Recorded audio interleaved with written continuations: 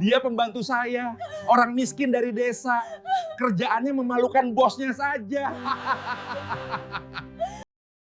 Namaku Putri. 8 tahun yang lalu, aku adalah lulusan terbaik di universitas negeri ternama di Jakarta.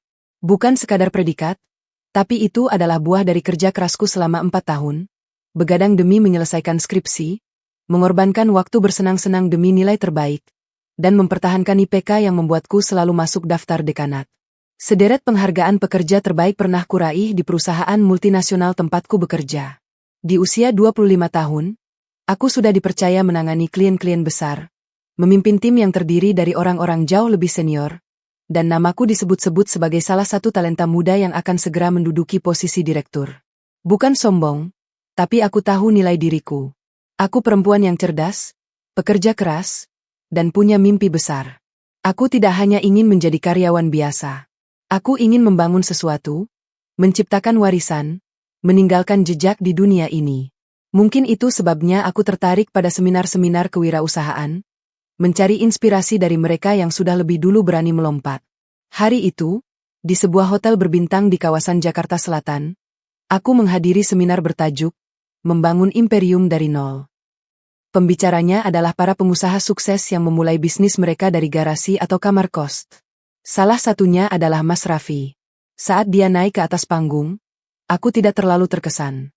Secara fisik, dia memang tampan, tinggi, tegap, dengan rahang tegas dan senyum yang mudah merekah. Tapi aku sudah terlalu sering bertemu pria tampan yang hanya mengandalkan penampilan. Yang membuatku duduk tegak adalah ketika dia mulai berbicara. Saya percaya, setiap orang punya potensi untuk menjadi besar. Tapi potensi saja tidak cukup. Dibutuhkan keberanian untuk mengambil risiko, kegilaan untuk percaya pada mimpi yang orang lain anggap mustahil, dan ketekunan untuk bangkit setiap kali jatuh. Matanya berbinar. Bukan kilau palsu yang sering kulihat di acara-acara motivasi, tapi api sungguhan, api seseorang yang benar-benar percaya pada setiap kata yang diucapkannya. Dia bercerita tentang masa-masa sulitnya, tentang bagaimana dia pernah hampir menyerah, tentang keyakinannya bahwa bisnis bukan sekadar mencari uang, tapi menciptakan nilai. Saat sesi tanya-jawab, aku mengangkat tangan. Pak Raffi, bagaimana cara membedakan antara keberanian mengambil risiko dengan kebodohan yang nekat? Dia menatapku, tersenyum. Pertanyaan bagus. Menurut saya, bedanya ada di persiapan. Keberanian mengambil risiko tetap disertai perhitungan, riset, dan rencana cadangan. Kebodohan itu ketika kita lompat tanpa tahu apa yang ada di bawah. Aku mengangguk puas. Jawaban yang cerdas. Setelah acara, saat para peserta berebut foto dengan pembicara, aku memilih duduk di pojok ruangan, menikmati teh hangat. Aku tidak suka keramaian. Tapi tiba-tiba seseorang duduk di depanku. Kamu Putri, kan? Yang dapat penghargaan Employee of the Year di perusahaan konsultan ternama. Aku terkejut. Di depanku, Mas Raffi tersenyum lebar. Maaf, saya ganggu. Tidak, silakan. Jawabku cepat. Pak Raffi, presentasinya luar biasa tadi. Dia tertawa kecil. Ah, biasa saja. Tapi saya lebih kagum sama kamu. Lulusan terbaik, sekarang jadi bintang di perusahaan. Saya dengar-dengar prestasimu. Kamu hebat. Oh ya jangan panggil Pak dong, umur kita gak jauh beda kok, panggil aja Mas Raffi. Aku tersipu. Mas Raffi tahu saya? Dunia ini kecil, Putri. Apalagi di kalangan profesional muda. Nama kamu sering disebut. Jadi ketika lihat daftar peserta seminar hari ini, saya sengaja mencari. Aku tidak tahu harus berkata apa. Pujian itu terasa tulus, berbeda dengan rayuan murahan yang biasa ku dengar dari pria-pria di kantor. Kami berbincang lama setelah acara itu. Tentang bisnis, tentang impian, tentang bagaimana kami sama-sama merasa bahwa menjadi karyawan selamanya bukanlah tujuan akhir. Dia bercerita tentang rencananya, tentang visinya yang besar. Saya punya mimpi besar, Putri. Ingin bangun perusahaan sendiri. Sesuatu yang bisa saya wariskan nanti, katanya dengan mata berbinar. Kenapa tidak mulai dari sekarang? Tanyaku. Masih butuh modal. Dan yang paling penting, saya butuh partner yang sepemikiran. Jawabnya sambil menatapku dalam. Aku tersenyum.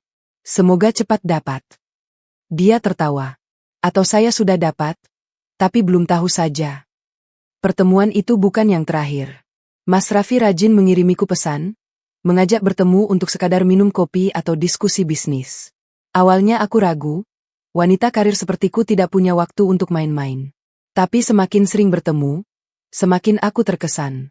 Dia selalu membaca buku-buku bisnis terbaru, selalu punya wawasan segar tentang pasar, selalu bisa membuatku berpikir dari sudut pandang berbeda. Kami bisa berdebat berjam-jam tentang strategi pemasaran, tentang model bisnis, tentang masa depan industri. Tidak banyak pria yang bisa mengimbangi cara berpikirku. Mas Raffi bisa. Kamu itu cerdas banget, Putri, katanya suatu sore di sebuah kafe. Ide-idemu selalu brilian. Sampai-sampai saya mikir, jangan-jangan kamu ini alien. Aku tertawa. Mas Raffi lebay. Serius. Kamu tahu apa yang membedakan orang biasa dengan orang hebat? Bukan bakat, bukan keberuntungan, tapi cara berpikir. Dan kamu punya itu. Pujiannya selalu tepat sasaran. Tidak berlebihan, tidak merendahkan, tidak seperti pria lain yang mencoba merayuku dengan kata-kata manis kosong. Mas Raffi membuatku merasa dihargai sebagai individu, sebagai pemikir, bukan sekadar sebagai perempuan. Beberapa bulan kemudian, dia mengajakku makan malam di restoran Italia kecil yang romantis.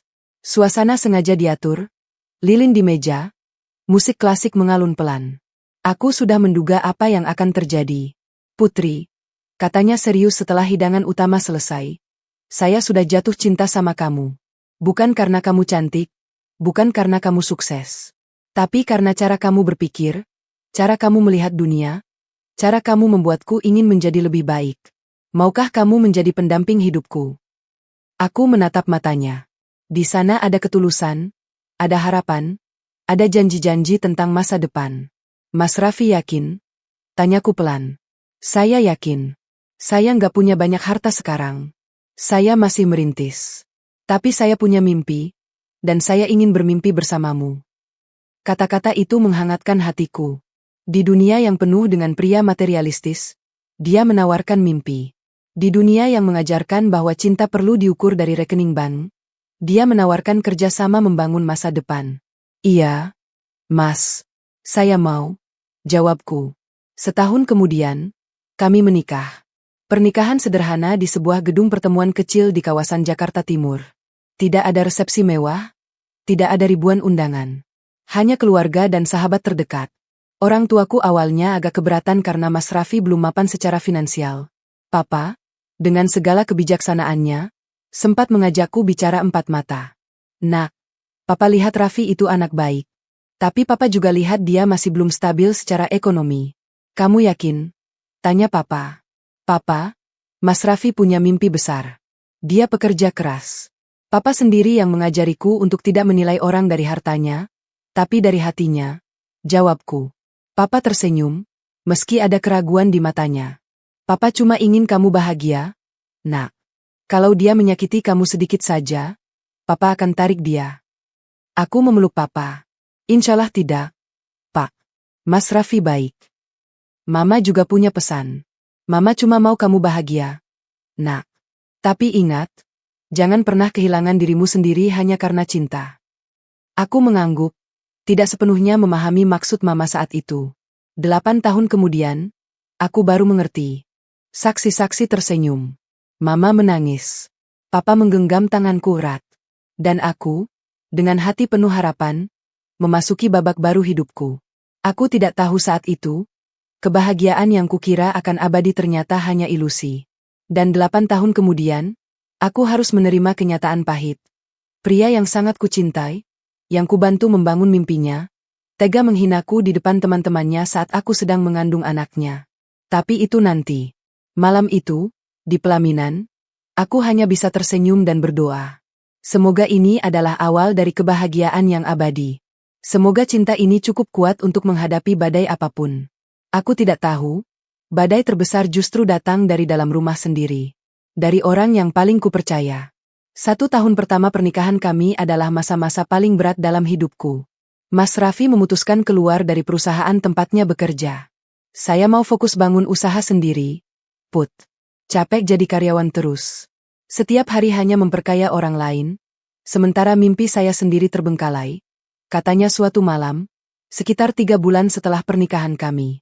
Kami sedang duduk di ruang tamu kontrakan sederhana seluas 40 meter persegi di kawasan pinggiran Jakarta. Dindingnya mulai mengelupas di sana-sini, kipas angin tua berputar lambat seolah kelelahan, dan televisi tabung 14 inci, peninggalan orang tuaku, menjadi satu-satunya hiburan di malam hari. Tapi aku tidak pernah mengeluh. Ini adalah rumah pertama kami, dan aku mencintai setiap sudutnya karena disinilah kami memulai segalanya. Aku mendukung penuh keputusan Mas Raffi. Kalau itu mimpi Mas, aku dukung. Kita jalani bareng-bareng. Ingat, dulu kita bertemu karena mimpi yang sama. Mas Raffi tersenyum, matanya berkaca-kaca. Kamu itu malaikat, Put. Enggak semua istri rela hidup susah demi suami yang belum jelas masa depannya. Mas Raffi, aku nikah sama Mas, bukan sama hartanya. Kita hadapi ini bersama. Tapi kenyataannya tidak semudah yang kami bayangkan.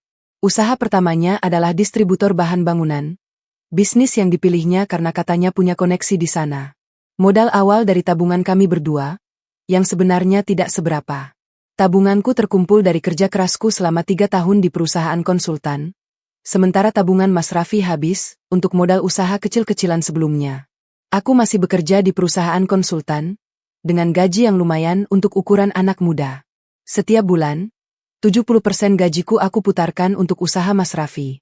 Aku hanya menyisakan untuk makan, transport, dan kebutuhan pokok.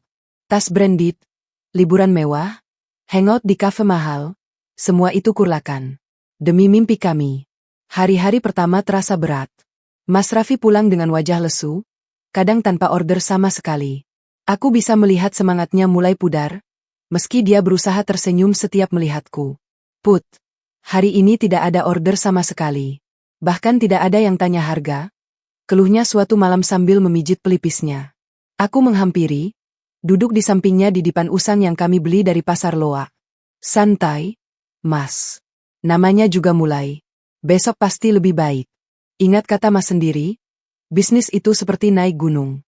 Awalnya selalu berat, tapi pemandangan di puncak sebanding dengan perjuangan. Dia menatapku dengan mata lelah. Maafin saya, Put. Hidup kamu jadi susah gara-gara nikah sama saya. Seharusnya kamu menikah dengan pengusaha kaya, bukan dengan orang seperti saya. Aku memegang tangannya yang kasar karena sering mengangkat barang sendiri. Jangan bilang gitu, Mas. Aku nikah sama Mas Raffi, bukan sama hartanya. Aku lihat potensi Mas. Aku lihat api dalam diri Mas. Itu yang membuatku yakin. Harta bisa dicari, tapi api itu tidak semua orang punya. Dia memelukku erat. Kamu itu anugerah, Put. Aku bersyukur punya kamu. Tapi berat memang. Pernah suatu minggu kami hanya makan mie instan pagi siang malam. Aku pandai mengolah mie instan menjadi berbagai variasi, digoreng, direbus, dicampur telur kalau ada rezeki lebih, atau dibuat omelet. Mas Raffi sering bercanda, kalau bisnisku bangkrut, kita bisa buka restoran mie instan. Put. Aku tertawa, meski dalam hati perih. Tapi aku tidak pernah menunjukkan kesedihanku padanya. Aku harus kuat, untuknya, untuk pernikahan kami. Keuangan rumah tangga kuatur sangat ketat. Setiap rupiah kucatat dalam buku kas kecil. Pengeluaran paling besar adalah untuk membeli gas 3 kg dan listrik yang sering mati karena kami telat bayar. Kadang, untuk menghemat, kami mandi dengan air sumur yang dingin dan hanya menyalakan lampu di ruang tamu saat malam. TV jarang dinyalakan karena boros listrik. Suatu hari, Mas Raffi datang dengan wajah berseri-seri. Put, ada tender proyek perumahan kecil di daerah Cibubur. Tapi, aku sudah tahu sambungannya. Tapi butuh modal, Mas? Dia mengangguk lesu. 15 juta. Untuk stok awal. Kalau menang, keuntungan bisa sampai 50%. 15 juta. Jumlah yang tidak sedikit untuk kami saat itu. Aku tahu tabungan pribadiku tinggal 20 juta. Sisanya sudah habis untuk modal-modal sebelumnya. Aku juga tahu Mas Raffi sudah tidak punya apa-apa lagi. Tanpa berpikir panjang, aku berkata, ambil tabunganku, Mas. Masih ada. Dia terkejut. Tapi Put, itu uang jaga-jagamu. Untuk kehamilan nanti atau keadaan darurat. Keadaan daruratnya sekarang, Mas. Ini kesempatan yang tidak boleh dilewatkan. Lagi pula, Belum tentu aku hamil dalam waktu dekat. Mas Raffi menatapku dengan campuran haru dan rasa bersalah. Aku akan ganti, Put. Begitu dapat untung, aku ganti 2 kali lipat. Aku tersenyum. Mas Raffi, ini uang kita. Bukan uang aku atau uang Mas. Kalau usaha Mas maju, kita sama-sama maju. Aku percaya sama Mas. Dia memelukku erat. Lama. Aku bisa merasakan dadanya bergetar. Mungkin dia menangis, tapi tidak ingin kulihat. 2 bulan kemudian, usahanya mulai menunjukkan perkembangan. Tender proyek perumahan itu dimenangkan. Order mulai berdatangan dari kontraktor-kontraktor kecil. Mas Raffi semakin bersemangat, pulang dengan cerita tentang klien baru, tentang pesanan yang masuk, tentang target yang tercapai. Put, hari ini order 70 juta. Serunya suatu malam. Aku ikut senang. Alhamdulillah. Mas, aku bangga banget sama Mas. Tapi di balik kegembiraannya, aku mulai melihat perubahan kecil. Mas Raffi mulai jarang di rumah. Pulang malam. Kadang bau alkohol. Awalnya kupikir itu bagian dari membangun relasi bisnis. Jamuan makan malam dengan klien, minum-minum kecil untuk melancarkan negosiasi. Kupikir itu wajar. Pengalamanku di dunia korporat mengajarkan bahwa networking seringkali terjadi di meja makan, bukan di ruang rapat. Mas, kok pulang malam terus? Badan Mas capek. Nanti sakit. Tegurku suatu malam saat dia baru pulang pukul 11 malam. Dia melengos. Ini demi klien. Put, kamu nggak ngerti dunia bisnis. Kadang deal besar terjadi setelah beberapa gelas. Aku ngerti, Mas. Aku juga kerja di korporat. Tapi jangan lupa kesehatan. Udah, kamu istirahat aja. Jangan khawatirin saya. Jawabnya ketus, lalu masuk kamar tanpa menoleh. Aku diam. Mungkin dia memang capek. Pikirku. Mungkin tekanan bisnis membuatnya mudah marah. Aku harus mengerti. Aku percaya sama Mas Raffi. Gumamku pada diriku sendiri setiap malam sebelum tidur. Tapi di dalam hati, ada bisikan kecil yang mulai merayap. Bisikan tentang perubahan. Bisikan tentang jarak yang mulai terbentuk di antara kami. Bisikan yang kupilih untuk tidak didengarkan. Karena aku terlalu percaya. Terlalu cinta. Terlalu berharap bahwa semua ini hanya fase. Dan suatu hari nanti semuanya akan kembali seperti dulu. Aku tidak tahu. Fase itu justru akan berubah menjadi badai yang menghancurkan segalanya. Namun malam itu, saat melihat Mas Raffi tertidur pulas setelah seharian berkeliling mencari order, aku tidak bisa memikirkan harga yang harus kubayar. Yang ada di pikiranku hanyalah bagaimana membuat usahanya terus berjalan.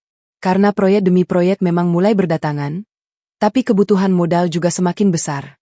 Order kecil-kecil memang cukup untuk bertahan hidup, tapi untuk benar-benar berkembang, kami butuh suntikan dana yang tidak sedikit. Aku tahu Mas Raffi mulai gelisah. Beberapa kali kudengar dia bicara sendiri di ruang kerjanya, menghitung-hitung angka di buku catatan. Kadang dia bergumam, modal lagi, dari mana lagi cari modal? Suatu malam, saat aku menyiapkan makan malam, dia keluar dari kamar dengan wajah pucat. Put, saya baru saja menghitung kebutuhan untuk 3 bulan ke depan. Order memang ada, tapi untuk memenuhi semua, kita butuh modal sekitar 500 juta. Itu untuk stok, sewa gudang baru, dan rekrut karyawan tambahan. Aku tertegun. 500 juta? Angka yang sangat jauh dari jangkauan kami. Bagaimana kalau kita pinjam bank, Mas? Tanyaku hati-hati. Dia menggeleng lesu. Bank minta agunan. Rumah kontrakan ini, mobil butut itu, tidak akan cukup. Aku sudah coba ke beberapa bank. Semua ditolak. Malam itu dia tidak bisa tidur. Aku melihatnya bolak-balik di ruang tamu, merokok sampai pagi. Aku pura-pura tidur, tapi hatiku perih melihatnya. 2 hari kemudian, dia mendapat kabar bahwa ada proyek besar dari pengembang properti di kawasan Bekasi. Nilainya miliaran. Tapi syaratnya, dia harus punya kapasitas stok besar dan jaringan distribusi luas. Ini kesempatan emas, tapi modal yang dibutuhkan jauh lebih besar dari proyek-proyek sebelumnya. Put, ini kesempatan yang tidak boleh dilewatkan, katanya dengan mata berbinar meski ada kegelisahan di sana. Tapi saya tidak tahu harus kemana lagi. Rasanya sudah tidak ada jalan. Aku memegang tangannya. Mas, percayakan padaku. Aku akan coba cari jalan. Dia menatapku heran. Jalan apa? Kita sudah tidak punya apa-apa lagi. Aku hanya tersenyum. Biar aku yang urus. Yang penting Mas Raffi fokus siapkan proposal dan presentasi untuk proyek itu. 2 hari kemudian, aku memutuskan pulang ke rumah orang tuaku. Aku tidak bilang pada Mas Raffi. Aku hanya bilang mau belanja kebutuhan rumah. Tapi sebenarnya, aku punya rencana yang selama ini kusimpan sendiri. Dan disitulah semuanya dimulai. Keputusan yang akan mengubah jalan hidup kami, tanpa kusadari juga akan menjadi bumerang yang suatu hari menghancurkan kebahagiaanku. Aku tidak bisa diam saja melihat perjuangan Mas Raffi yang kadang harus menolak order karena modal terbatas. Ada kalanya dia pulang dengan wajah muram, menceritakan bagaimana pesanan besar harus dilewatkan karena tidak punya cukup uang untuk stok.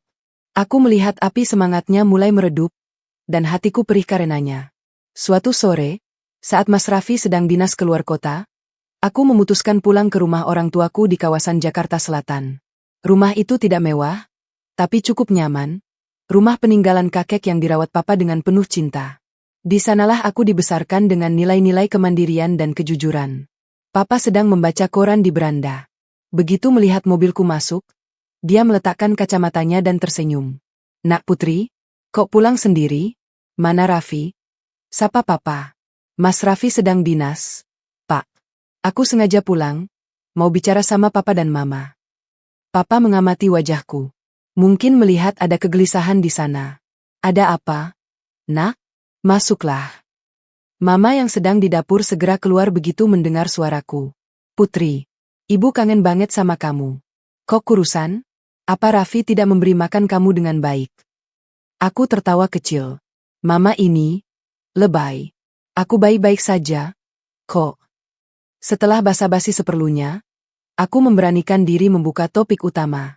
"Pak, Emma, aku mau minta tolong. Ini tentang usaha Mas Raffi." Papa menatapku serius. "Ceritakan, Nak." Aku menarik napas dalam. "Usahanya sebenarnya berkembang, Pak. Prospeknya bagus. Tapi dia sering terkendala modal. Ada order besar yang harus ditolak karena tidak punya cukup uang untuk beli stok. Melihat dia berjuang sendiri, aku tidak tega." Mama meletakkan cangkir tehnya. "Kamu yakin, Nak? Jangan-jangan nanti dia jadi sombong setelah punya uang. Laki-laki itu kalau sudah sukses, kadang lupa diri." Aku tersenyum meyakinkan. "Insyaallah tidak, Emma. Mas Raffi baik. Dia pekerja keras. Aku melihat sendiri perjuangannya. Dia bahkan sering begadang hanya untuk menghitung stok dan membuat strategi pemasaran." Papa berpikir sejenak. Jari-jarinya mengetuk-ngetuk meja. Kebiasaannya sejak dulu kalau sedang mempertimbangkan sesuatu. "Papa bisa bantu?" kata papa akhirnya.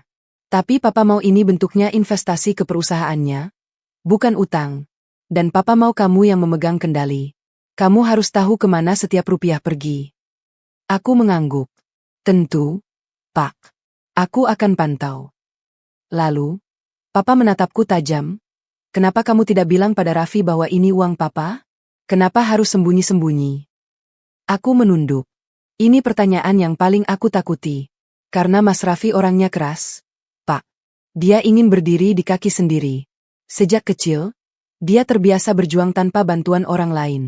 Kalau dia tahu ini uang papa, mungkin dia akan menolak, atau malah merasa direndahkan. Aku tidak mau itu terjadi. Aku ingin dia tetap percaya diri, tetap merasa mampu. Papa menghela napas panjang. "Nak, pernikahan itu dibangun di atas kejujuran. Kalau kamu sembunyikan sesuatu, nanti bisa jadi masalah." "Aku tahu, Pak. Tapi ini untuk kebaikan. Nanti, kalau usahanya sudah besar, aku akan cerita. Saat dia sudah stabil, pasti dia akan mengerti." Mama menggenggam tanganku. "Kamu terlalu baik, Putri. Ibu cuma khawatir, jangan-jangan nanti kebaikanmu ini tidak dihargai." Saat itu, aku tidak percaya kata-kata Mama. Aku yakin Mas Raffi berbeda. Aku yakin cinta kami cukup kuat untuk melewati segalanya. Papa akhirnya setuju. Investasi pertama sebesar 500 juta rupiah disiapkan. Bukan jumlah yang kecil, bahkan untuk papa yang selama ini menabung hasil kerja kerasnya sebagai manajer di perusahaan swasta. Tapi papa melakukannya demi aku, demi melihat anaknya bahagia. Aku yang mengurus administrasinya. Kupinjam akun seorang teman yang bekerja di bank. Kubuat seolah-olah ini adalah pinjaman usaha dengan bunga ringan. Kupelajari semua dokumen. Kususun laporan keuangan palsu yang meyakinkan.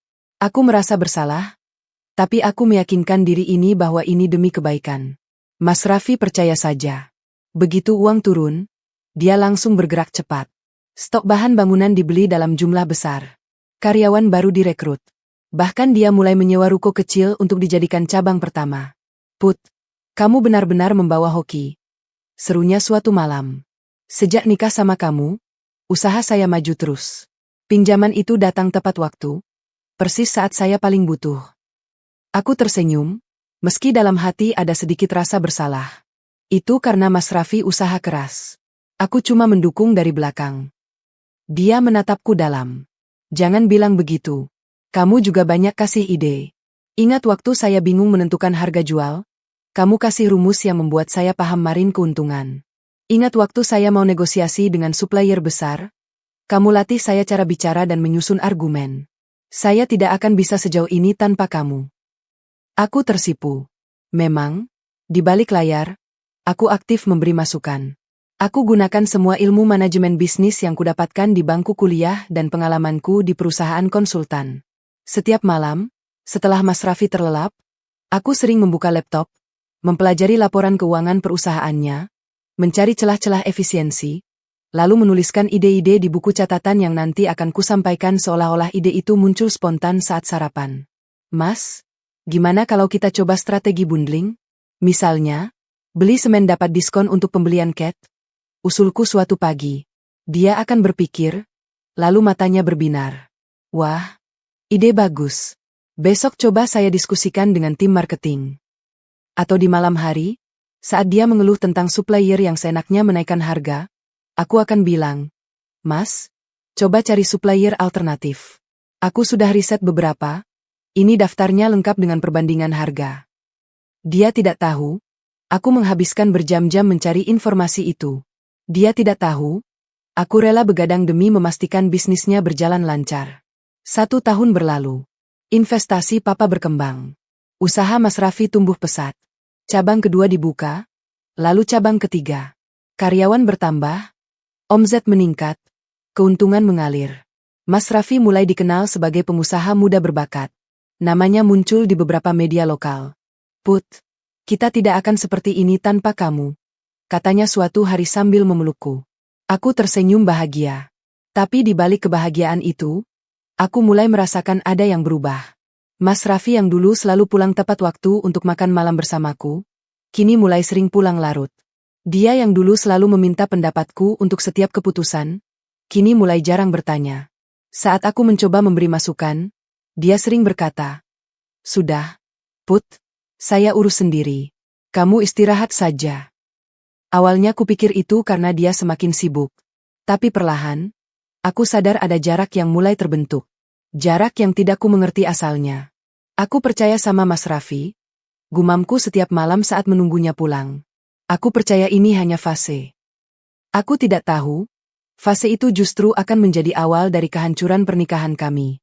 Tahun keempat pernikahan kami, perusahaan Mas Raffi sudah menjadi salah satu pemain utama di bidang distribusi bahan bangunan. Omzet mencapai miliaran per bulan. Kantor pusat yang dulu hanya ruko kecil di pinggiran Jakarta, sekarang menjadi gedung 4 lantai di kawasan bisnis Kuningan. Karyawan bertambah hingga 200 orang, tersebar di 5 cabang di Jabodetabek. Di mata orang lain, kami adalah pasangan sukses. Foto Mas Raffi sering muncul di majalah bisnis. Dia diundang sebagai pembicara di seminar-seminar kewirausahaan. Ironis, karena dulu dia justru berada di posisi peserta.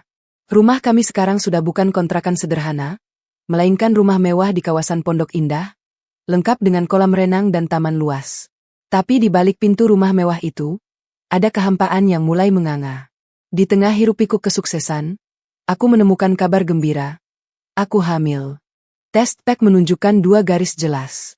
Aku menangis bahagia. Setelah sekian lama menanti, akhirnya Tuhan mempercayakan kami buah hati. Malam ini aku akan kasih kejutan untuk Mas Raffi. Batinku. Aku siapkan makan malam spesial. Aku masak sendiri rendang kesukaannya, lengkap dengan sambal hijau dan lalapan. Aku kenakan dress biru favoritku, merapikan rambut, bahkan memakai sedikit make up. Hal yang jarang kulakukan akhir-akhir ini. Mas Raffi pulang pukul 9 malam.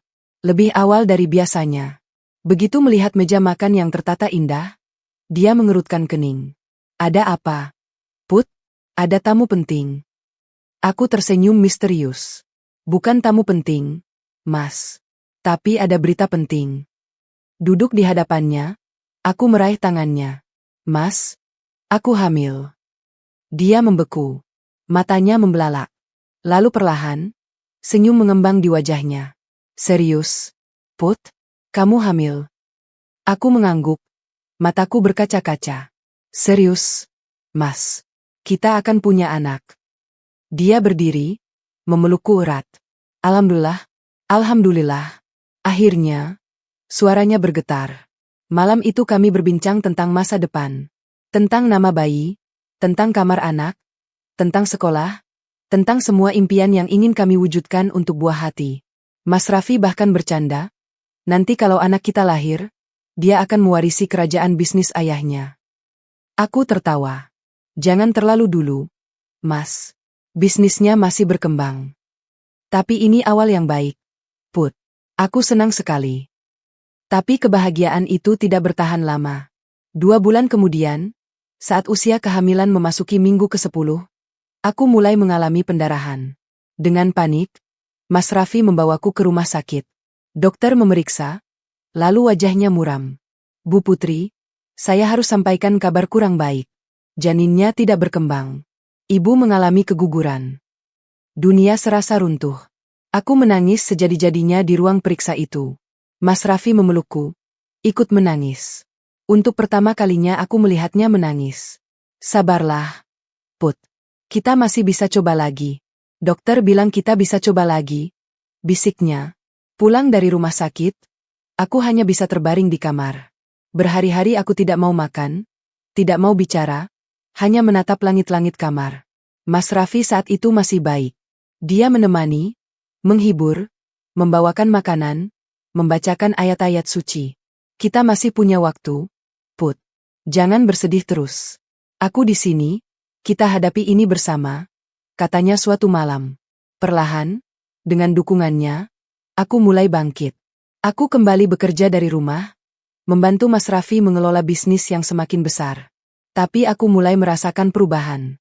Perubahan pertama terjadi saat aku ingin ikut rapat penting dengan investor asing. Mas, aku mau ikut rapat besok. Kasih masukan untuk presentasi, kataku. Mas Raffi menggeleng. Tidak usah, Put. Kamu istirahat di rumah saja. Nanti karyawan jadi sungkan kalau istri bos ikut campur. Tapi Mas, aku cuma mau membantu. Aku punya ide untuk. Sudah, potongnya tegas. Urusan kantor biar aku yang urus. Kamu fokus pulihkan kesehatan. Aku diam. Mungkin dia benar, pikirku. Mungkin aku terlalu memaksakan diri. Tapi setelah itu, larangan-larangan lain bermunculan. Aku tidak boleh datang ke acara gathering perusahaan. Tidak boleh ikut meeting dengan klien besar. Tidak boleh terlibat dalam diskusi strategis. Aku dipinggirkan perlahan-lahan. Mas, kenapa aku tidak boleh terlibat? Dulu Mas selalu minta pendapatku. Protasku suatu hari. Zaman dulu, Put. Sekarang perusahaan sudah besar, ada tim sendiri. Kalau kamu ikut campur, mereka jadi tidak mandiri. Biarkan mereka bekerja. Jawabnya enteng. Hatiku perih. Tapi aku tetap diam. Aku percaya ini demi kebaikan. Suatu sore, saat Mas Raffi tidak di rumah, aku menerima telepon di ruang kerjanya. Tanpa sengaja, aku mendengar pesan suara yang tertinggal di mesin penjawab. Suara teman bisnisnya. Raffi, gue jadi penasaran sama istri lo. Lo sembunyi-sembunyi terus. Takut dilihat orangnya? Jangan-jangan jelek? Haha. Tapi serius deh. Kenapa sih lo nggak pernah ajak dia ke acara-acara? Temen-temen pada tanya. Aku menunggu jawaban Mas Raffi yang terekam. Ah, dia MAH nggak usah dibahas. Intinya dia di rumah aja. Yang penting bisnis jalan, urusan pribadi jangan dicampur. Hatiku hancur. Tapi tetap kusimpan sendiri. Sejak saat itu, Mas Raffi semakin jarang di rumah. Pulang malam, sering mabuk, kadang tidak pulang sama sekali. Setiap kutanya, dia marah besar. Kamu ngomong apa sih? Put, saya capek kerja cari uang buat kita. Kamu malah curiga terus. Ini semua demi masa depan kita. Aku memilih diam. Memaafkan. Mengerti. Mencoba percaya bahwa ini semua untuk kebaikan. Tapi di dalam hati, ada suara kecil yang bertanya, kemana perginya Mas Raffi yang dulu? Kemana perginya pria yang duduk bersamaku di kontrakan sempit, makan mie instan bersama, dan berjanji akan selalu ada? Suara itu tidak kuhiraukan. Aku terlalu takut mendengar jawabannya. Aku tidak tahu, perubahan itu baru permulaan. Dan badai sesungguhnya belum datang. Tahun-tahun berlalu, dan aku belajar menikmati kesunyian. Setelah Mas Raffi semakin sibuk dengan perusahaannya yang terus membesar, aku lebih banyak menghabiskan waktu sendiri di rumah megah yang terasa hampa. Kadang aku merindukan kontrakan sempit dulu, di mana setiap malam kami selalu punya waktu untuk berbincang, bercanda, atau sekadar berdiam bersama menikmati keberadaan satu sama lain. Di tengah kesepian itu, aku menemukan kabar yang mengubah segalanya. Aku hamil lagi. Saat itu usia pernikahan kami memasuki tahun kelima. 2 tahun setelah keguguran pertama yang meninggalkan luka mendalam. Aku sudah hampir putus asa, berpikir mungkin Tuhan belum berkenan memberi kami anak. Tapi pagi itu, saat 2 garis merah muncul di test pack, aku menangis terseduh-seduh di kamar mandi. Terima kasih, ya Allah, bisikku berulang kali. Aku ingin segera memberitahu Mas Raffi. Tapi dia sedang sibuk dengan persiapan ekspansi keluar Jawa. Sudah 3 hari dia tidak pulang, hanya sesekali mengirim pesan pendek. Sibuk, Put. Nanti saya kabari. Kupikir lebih baik menunggu dia pulang, lalu memberitahunya dengan cara istimewa. Aku siapkan kejutan kecil, berharap kali ini dia akan ada di sampingku, menemani setiap proses kehamilan ini. Tapi kehamilan ini ternyata jauh lebih berat dari yang kubayangkan. Aku mengalami hiperemesis gravidarum. Mual dan muntah berlebihan yang membuatku lemah hampir setiap hari. Bukan sekadar mual biasa di pagi hari, tapi muntah-muntah hebat yang bisa terjadi kapan saja, berkali-kali dalam sehari. Dokter bilang ini kondisi yang cukup serius, butuh istirahat total dan asupan nutrisi yang dijaga. Tapi siapa yang menjagaku? Mas Raffi pulang 3 hari setelah aku tahu kehamilanku. Dia datang larut malam, wajahnya lelah. Begitu masuk kamar, dia langsung merebahkan diri tanpa mengganti baju. Mas, aku membangunkannya perlahan. Aku mau kasih tahu sesuatu. Dia menggeliat malas. Besok aja, Put. Capek banget. Ini penting, Mas. Dia membuka mata setengah sadar. Apa? Aku hamil. Untuk sesaat, ada keheningan. Lalu dia tersenyum. Senyum yang dulu sangat kukenal, hangat dan tulus. Dia bangkit dan memelukku. Serius, Put? Alhamdulillah. Kali ini jaga kesehatannya, jangan kecapean. Aku mengangguk, mataku basah. Mas temani aku kontrol ke dokter. Ya? Minggu depan jadwal pertama. Dia menghela napas. Minggu depan saya ada meeting penting dengan investor dari Singapura. Put, coba dijadwal ulang. Ini kontrol pertama, Mas. Dokter mau jelaskan banyak hal. Kamu bisa sendiri, kan? Bawa supir aja. Atau minta mama kamu temani, katanya sambil merebahkan diri lagi. Saya benar-benar sibuk sekarang, Put. Perusahaan makin besar, tanggung jawab makin berat. Kamu ngerti, kan? Aku mengangguk, meski hatiku merana. Ya sudah, aku usahakan sendiri. Itulah pertama dari sekian kali aku menjalani kontrol kehamilan sendirian. Janji temu dengan dokter kandungan selalu aku atur sendiri. Aku datang sendiri, duduk di ruang tunggu sendiri, mendengar penjelasan dokter sendiri. Saat dokter bertanya, bapaknya tidak menemani, Bu? Aku hanya tersenyum getir dan menjawab, sedang dinas luar kota. Bulan-bulan berlalu. Perutku mulai membesar, tapi badan malah semakin kurus. Mual dan muntah tak kunjung reda. Wajahku pucat, kulitku kusam, rambutku rontok berlebihan. Aku tidak sempat merawat diri karena setiap bangun tidur, yang ada hanyalah rasa lemas dan mual. Cermin di kamar hampir tidak pernah kulihat lagi. Mas Raffi, dia semakin jarang terlihat. Kadang seminggu sekali pulang, itu pun hanya untuk berganti pakaian lalu pergi lagi. Katanya, persiapan untuk investor Jepang. Perusahaan akan diajak kerja sama besar, Ekspansi internasional. Ini adalah puncak karir yang selama ini dia impikan. Aku akan buat perusahaan ini go international. Put. Nama kita akan harum. Katanya suatu kali dengan mata berbinar. Aku tersenyum lemas. Aku ikut senang. Mas.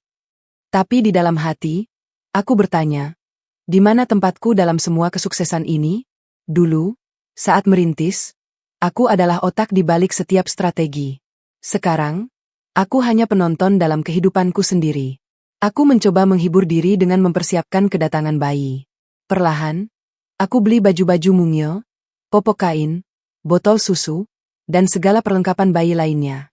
Aku atur kamar anak dengan penuh cinta, memilih warna pastel yang menenangkan. Kadang aku duduk di kamar itu berjam-jam, membayangkan suara tangis bayi, membayangkan Mas Raffi menggendong anak kami dengan senyum bahagia. Mungkin setelah anak lahir, semuanya akan membaik, pikirku. Mungkin Mas Raffi akan kembali seperti dulu. Mungkin kesibukannya hanya sementara. Aku percaya sama Mas Raffi. Bisikku pada perutku yang membesar. Ayahmu baik. Nak. Dia hanya sibuk. Nanti kalau kamu lahir, dia pasti sering di rumah. Tapi Tuhan punya rencana lain. Kehamilan ini semakin berat. Suatu malam, aku terbangun dengan pusing luar biasa. Aku mencoba bangun, tapi dunia terasa berputar. Jantungku berdebar kencang. Keringat dingin membasahi sekujur tubuh. Aku mencoba meraih ponsel di nakas, tapi tanganku gemetar hebat. Dengan sisa tenaga, aku menghubungi nomor Mas Raffi. Maaf, nomor yang Anda tuju sedang tidak aktif. Suara operator memecah kesunyian. Aku mencoba lagi. Lagi. Semua sama. Akhirnya aku menghubungi Mama. Dalam setengah jam, Papa dan Mama sudah di rumah, membawaku ke IGD. Saat itu jam 2 pagi. Mas Raffi tidak tahu, dan aku tidak bisa menghubunginya. Dokter bilang aku dehidrasi berat dan kekurangan nutrisi. Ibu harus lebih banyak istirahat dan makan bergizi. Kalau tidak, janin bisa terganggu perkembangannya. Katanya serius. Mama menangis melihat kondisiku. Kamu kurus banget. Nak, Raffi di mana? Kenapa dia tidak menjaga kamu? Aku hanya bisa tertunduk. Dia sibuk. Emma. Sibuk apapun, istri hamil harus diperhatikan. Mama geram. Papa menggeleng-geleng. Papa akan tegur Raffi. Jangan, Pak. Pintaku cepat. Nanti dia tambah stres. Percayalah, ini hanya sementara. Mama dan Papa saling pandang, tapi tidak membantah. 3 hari kemudian, Mas Raffi muncul di rumah sakit. Wajahnya kaget melihatku terbaring dengan infus. Put, kenapa kamu tidak bilang? Saya baru tahu dari Papa. Aku sudah telepon. Mas. HP Mas tidak aktif. Dia mengeluarkan ponselnya, memeriksa. Oh, mati baterai. Maaf, Put. Saya benar-benar sibuk. Urusan investor Jepang ini sangat penting. Ini bisa membawa perusahaan kita ke level internasional. Perusahaan kita. Aku hampir tertawa mendengar kata itu. Apa iya ini masih perusahaan kita? Aku bahkan tidak tahu apa-apa tentang perkembangannya sekarang. Mas, aku butuh Mas di sini, kataku lirih. Dia menghela napas, duduk di kursi samping tempat tidur. Saya tahu, Put. Tapi ini cuma beberapa bulan. Begitu deal dengan investor Jepang selesai, saya akan luangin waktu lebih banyak. Janji. Aku memandangnya. Wajahnya memang lelah, matanya sayu. Di satu sisi aku iba, di sisi lain aku terluka. Mas ingat janji Mas dulu? Waktu kita masih dikontrakan, Mas bilang akan selalu ada buat aku. Dia tersenyum getir. Itu dulu, Put. Sekarang keadaannya beda. Tanggung jawab kita lebih besar. Ini demi masa depan anak kita juga. Aku tidak bisa membantah. Apapun yang dia katakan, selalu masuk akal. Tapi hatiku tetap perih. Seminggu kemudian aku pulang. Mas Raffi mengantarku ke rumah, lalu pergi lagi dengan alasan meeting. Aku kembali pada kesepianku. Hari-hari kujalani sendiri. Kadang Mama datang menjenguk, membawakan makanan sehat. Kadang Papa mampir sambil membawa buah. Tapi kehangatan mereka tidak bisa menggantikan kehadiran suami di sisi. Dan di tengah semua itu, ada satu hal yang mulai mengganggu pikiranku. Eva. Namanya mulai sering disebut Mas Raffi dalam percakapan singkat kami. Mbak Eva dari investor Jepang itu minta data ini itu, Atau, Mbak Eva kasih masukan bagus buat presentasi? Atau, malam ini ada dinner sama tim investor, Mbak Eva juga ikut. Siapa sebenarnya Eva ini? Dan mengapa namanya begitu sering disebut? Aku tidak berani bertanya lebih jauh. Aku takut dengan jawabannya. Tapi takdir berkata lain. Suatu sore, saat meminjam laptop Mas Raffi yang ketinggalan di rumah, sebuah notifikasi muncul di layar. Pesan dari kontak bernama, Eva sayang. Vi, tadi malam seru banget ya. Besok kita ketemuan lagi ya. Udah kangen. Dunia serasa berhenti berputar. Pesan itu menghantuiku selama berhari-hari. Kangen.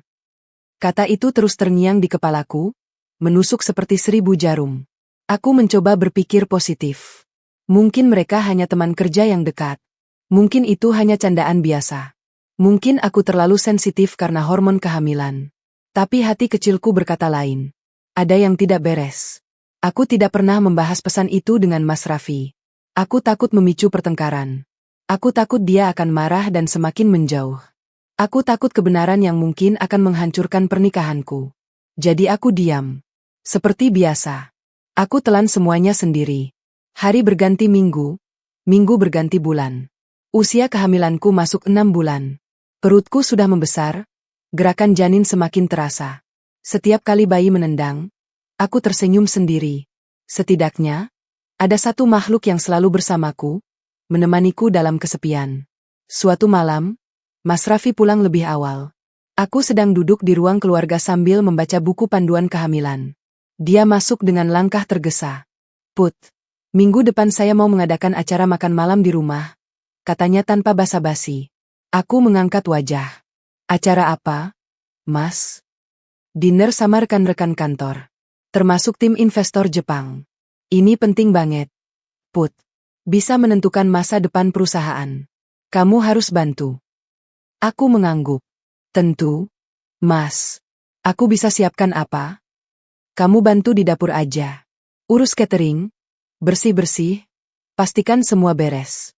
Pokoknya acara ini harus sukses. Aku agak terkejut.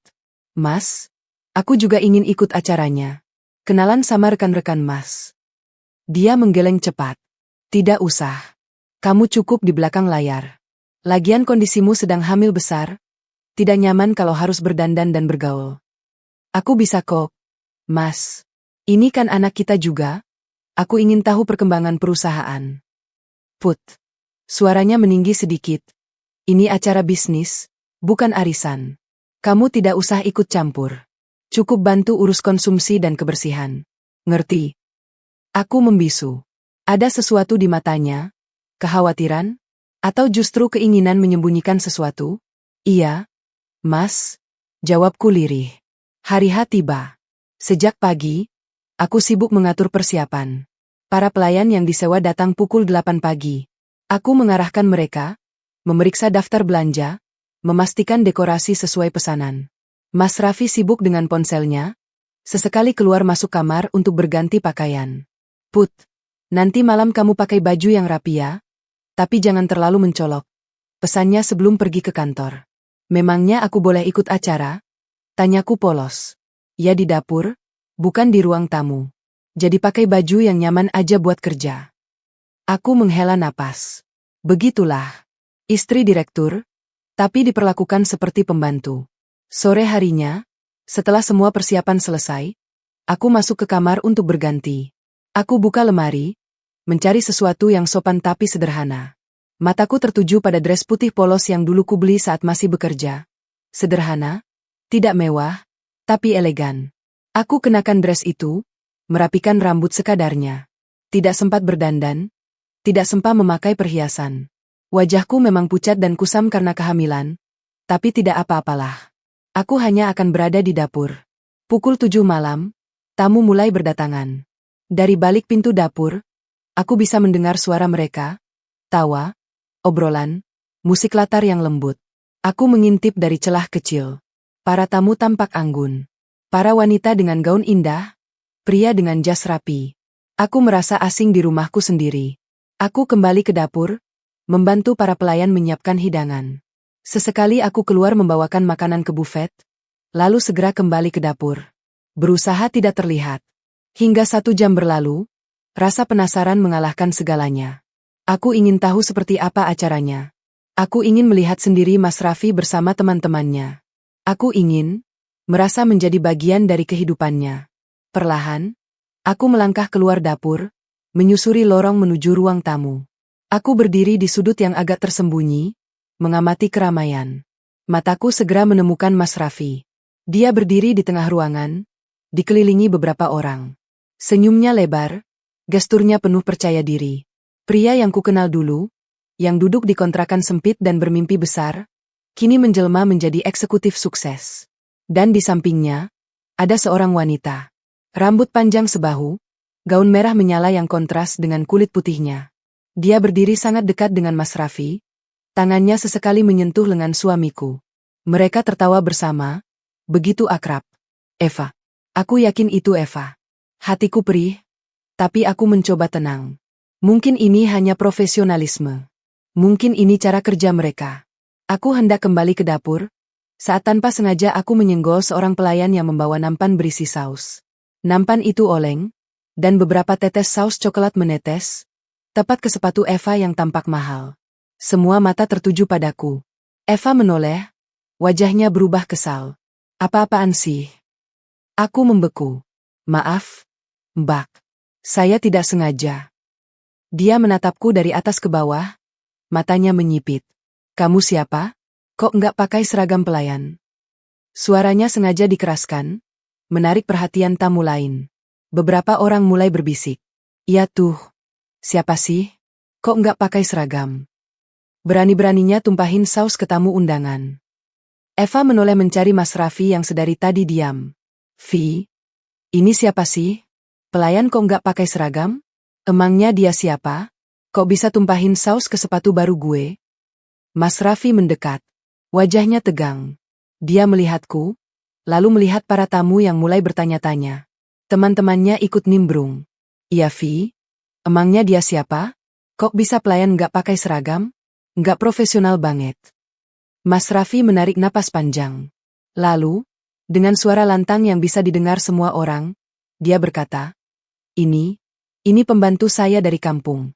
Orang miskin yang saya tolong, saya bawa ke sini, saya kasih kerja. Sekarang malah bikin malu. Dunia serasa berhenti berputar. Aku menatapnya tidak percaya. Mas bilang apa? Dia tidak menatapku. Wajahnya kaku, matanya menghindar.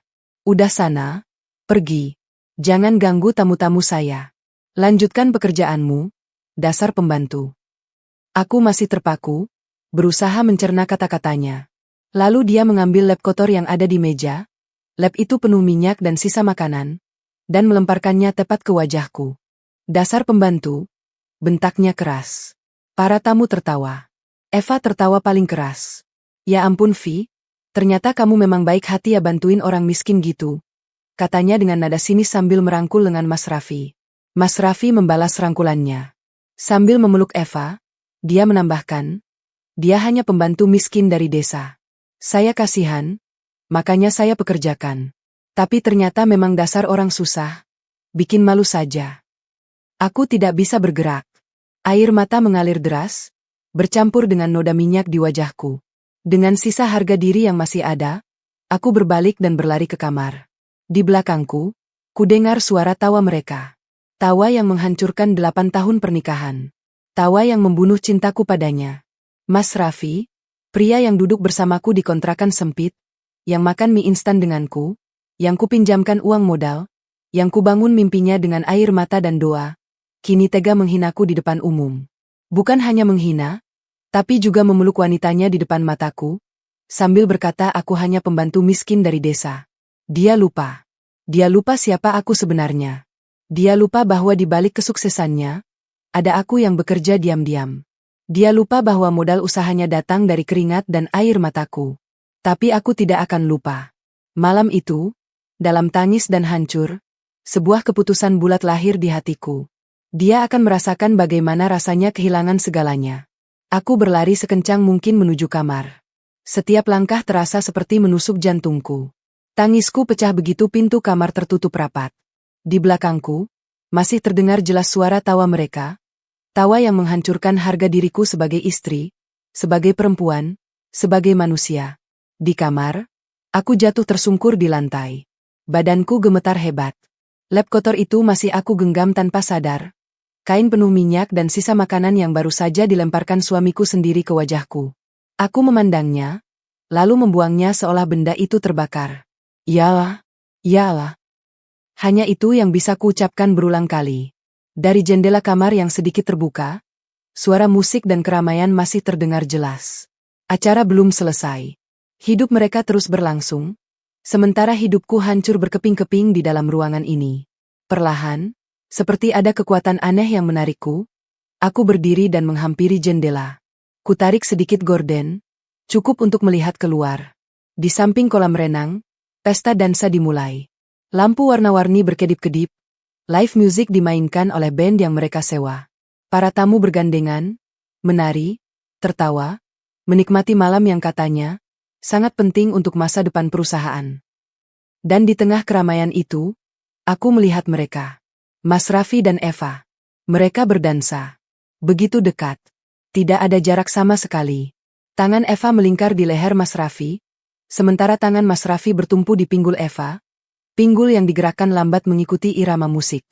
Wajah mereka berdekatan, bibir hampir menyentuh. Eva tertawa kecil, lalu membisikkan sesuatu di telinga Mas Raffi. Suamiku itu tersenyum lebar, lalu membalas bisikannya. Seperti sepasang kekasih sejati.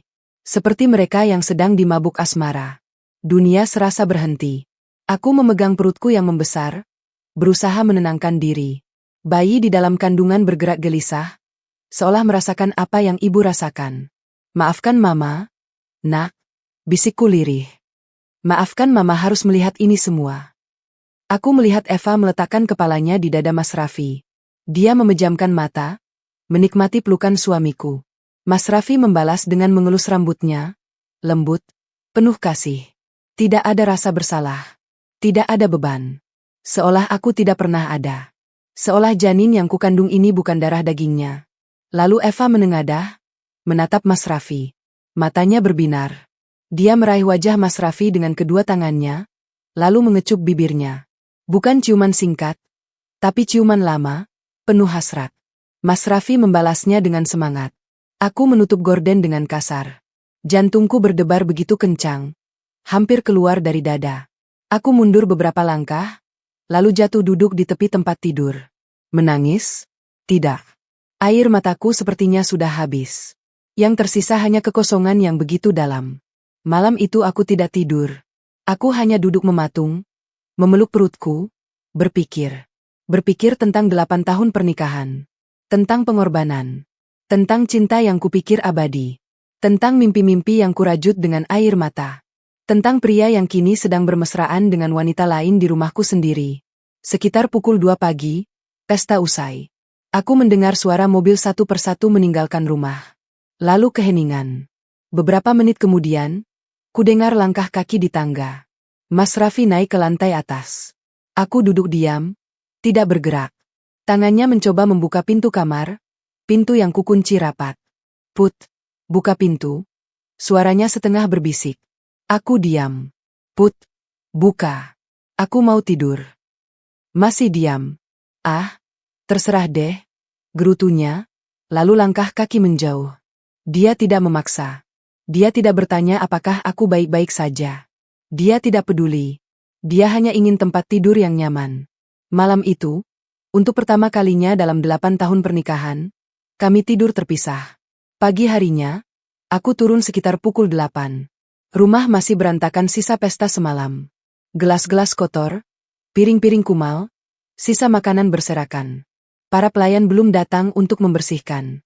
Mas Raffi duduk di ruang keluarga, sudah rapi dengan kemeja batik, sibuk dengan ponselnya. Begitu melihatku, dia hanya melirik sekilas, lalu kembali ke ponselnya. Pagi, katanya datar. Aku berdiri di hadapannya. Mas, aku mau bicara. Ngapain? Aku mau siap-siap. Ada meeting. Jawabnya tanpa menatapku. Ini penting, Mas. Dia menghela napas panjang, meletakkan ponsel dengan malas. Apaan sih? Put, dari tadi malam udah ngambek. pagi-pagi udah mau ngomong terus. Mas, aku minta cerai.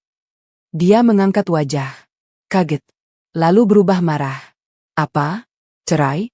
Gegara masalah kecil tadi malam kamu mau cerai? Jangan lebay deh jadi orang. Aku menatapnya tajam. Masalah kecil? Mas bilang aku pembantu di depan semua orang. Mas lempar lap kotor ke wajahku. Mas peluk dan cium wanita lain di depan mataku. Itu masalah kecil. Dia berdiri, meninggikan suara. Itu kan cuma akal-akalan biar tamu gak curiga. Aku kan gak bisa bilang, ini istri aku karena kamu keluar dari dapur tanpa izin, pakaian kamu gak pantas, muka kamu kusam kayak orang sakit. Malu aku, Put. Malu dilihat tamu-tamu aku. Aku tidak percaya dengan kata-katanya. Jadi salahku? Aku hamil anak Mas? Aku sakit karena mengandung anak Mas? Aku kusam karena perjuangan mengandung anak Mas? Dan itu semua jadi alasan Mas malu sama aku. Kamu itu cengeng banget sih. Udah deh. Selesai. Aku minta maaf. Sekarang kamu masuk kamar, istirahat.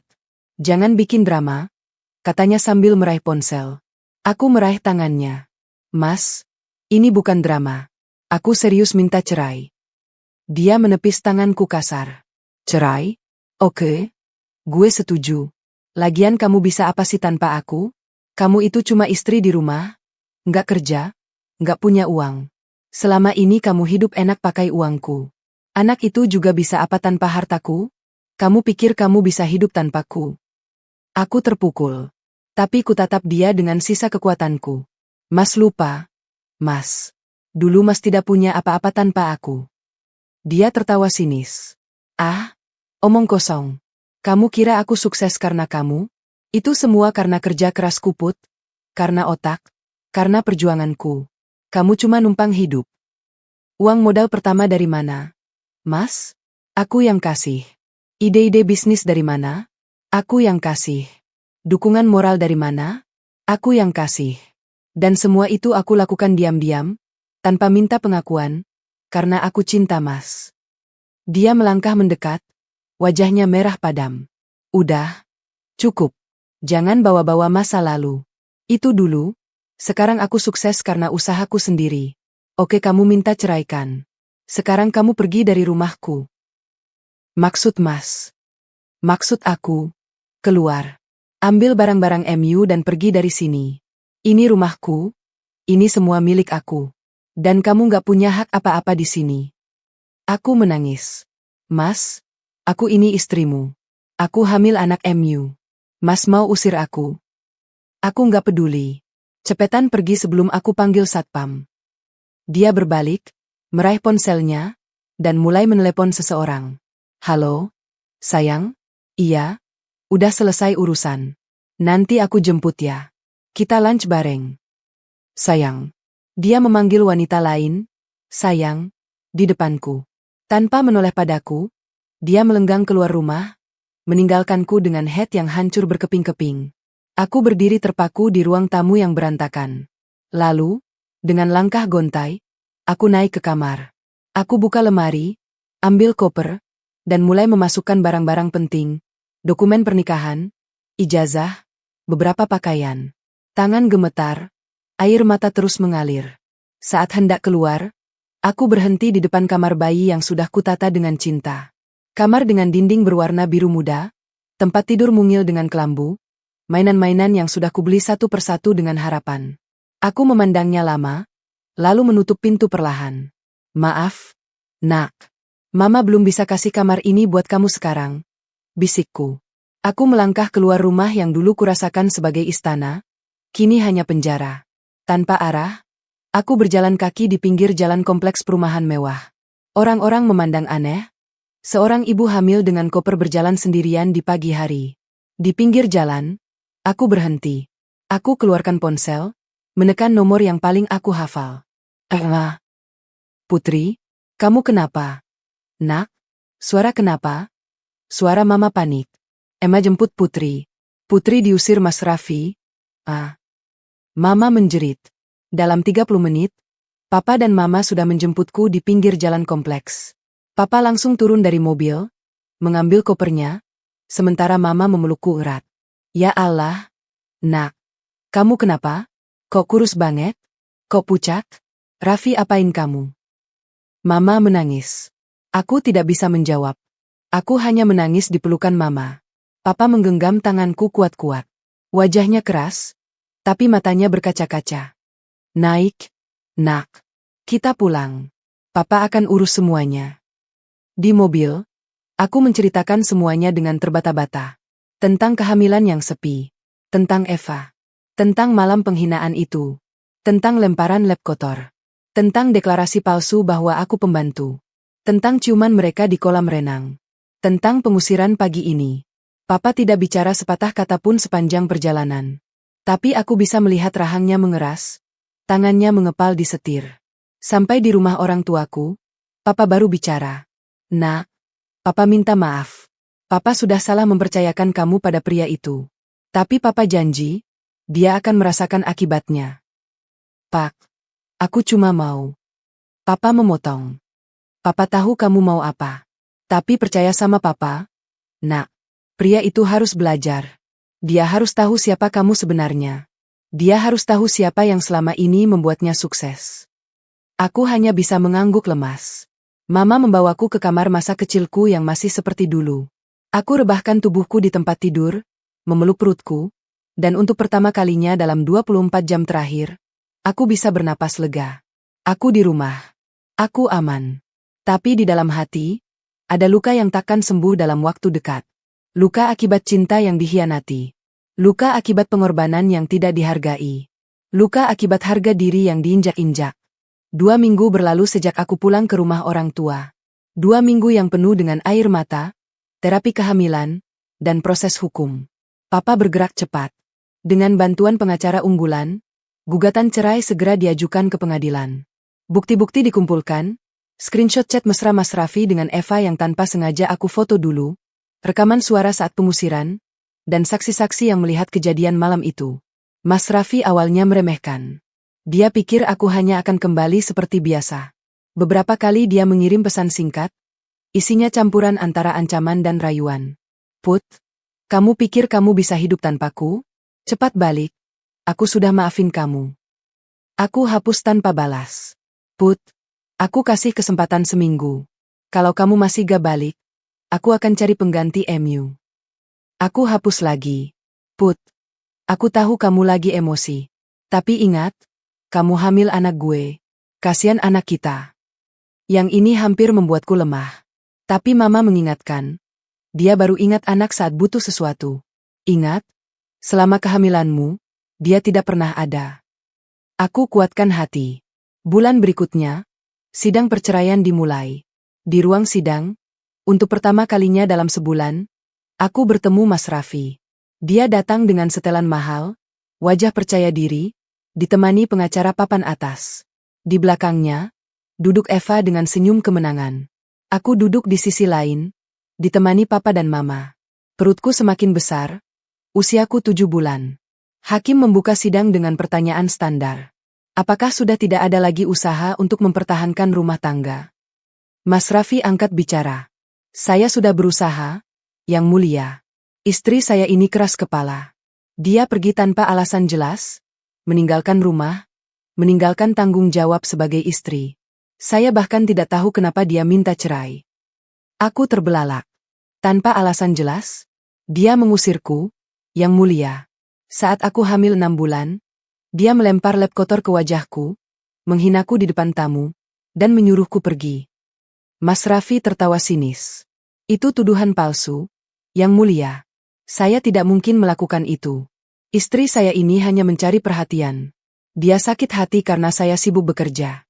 Padahal saya bekerja keras untuk masa depan keluarga. Pengacaranya menambahkan, klien kami adalah pengusaha sukses, Yang Mulia. Reputasi baik. Tidak pernah punya masalah.